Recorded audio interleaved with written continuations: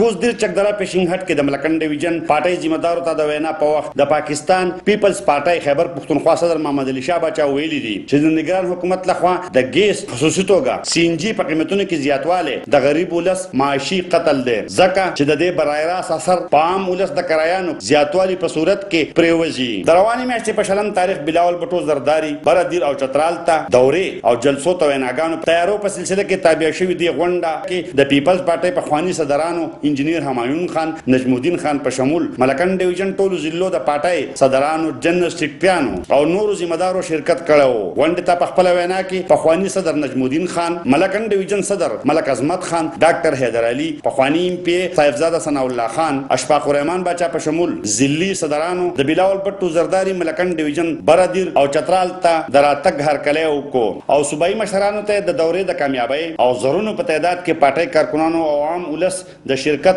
یقین ورکړو. غونډې ته د وینا په وخت د پاکستان پیپل پارټي خیبر پښتونخوا صدر محمد علي شاه باچا وینا وه چې ملکنډ ډیویژن د پاکستان پیپل پارټي ګړد دی او پر روان الیکشن کې به ملکنډ ډیویژن ټول سیټونه د دې پارټي ګټي. د کارکونانو خپل میز کې اتفاق ساتلو سره بلاول بټو زرداری جلسې په کامیابی زور ورکړو. د ویل چې د پخوانی وزیر اعلیګانو پرویز خټک او محمود خان زور د څلورو میاشتو زور دی وروسته به هیڅ نه وي. د وینا وه د ټول صوبې سترګې هم دې ملکنډ ډیویژن ته یې اکثر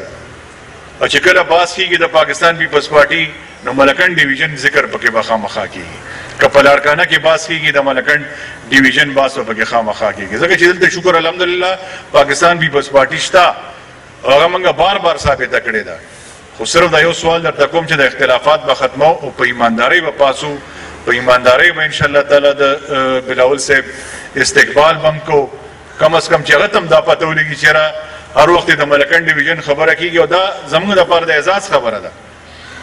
زمانه مخکې همایون خان و د همایون خان نه پس چیرمین صاحب و د چیرمین صاحب نه پس بیا زه شومه دا هم زموږ دپاره د ملکنډ ډیویژن دپاره اعزاز خبره ده چې درې واړه صوبایي صدران هم د دې ډیویژن نه منتخب کړي دي. زه په دغه خبرو پسې نه ځو انشاءالله تعالی ودرېږئ پاکستان پیپلز پارټي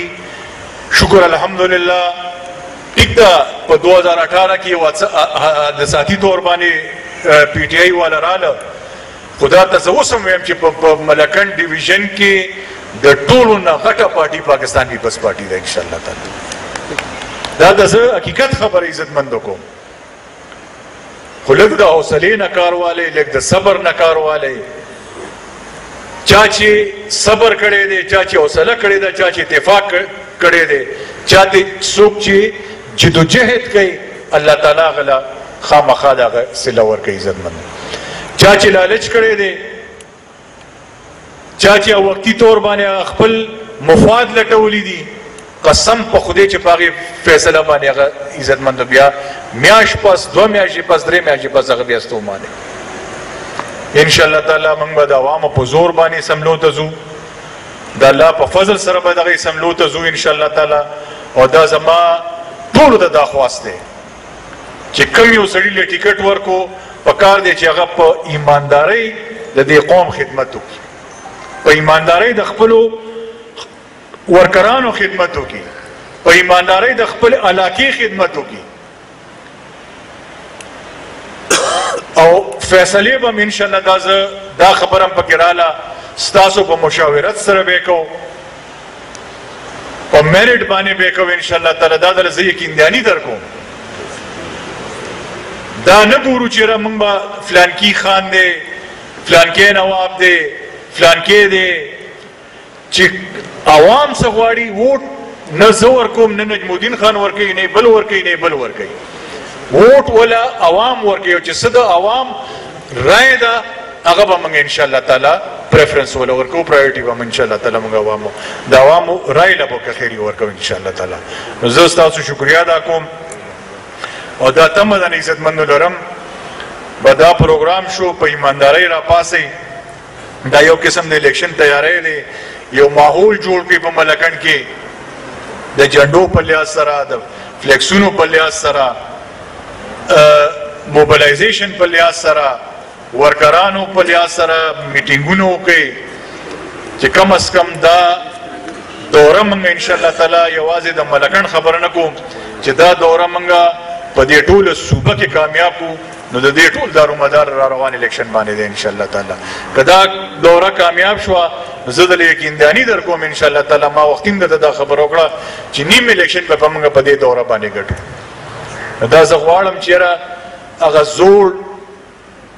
چې کوم زمونږ وختي مې دا خبر وکړه چې کوم لس 15 کال نه زمونږ ورکران سفر شوي دي زمونږ دا مشران د بیزتۍ کوشش کړی دی زمونږ د سیاست هغه ماحول زمونږ رسم و رواج زمونږ کلچر تباه شوی دی پکار دی چې موږ دغه تلک سوچ وکړو عزتمندو جذباتي فیصلې موږ کړي دي نن په موږ ستومانه یو نن زمونږ هغه رواج ختم شوی دی زمونږ کلچر ختم شوی دی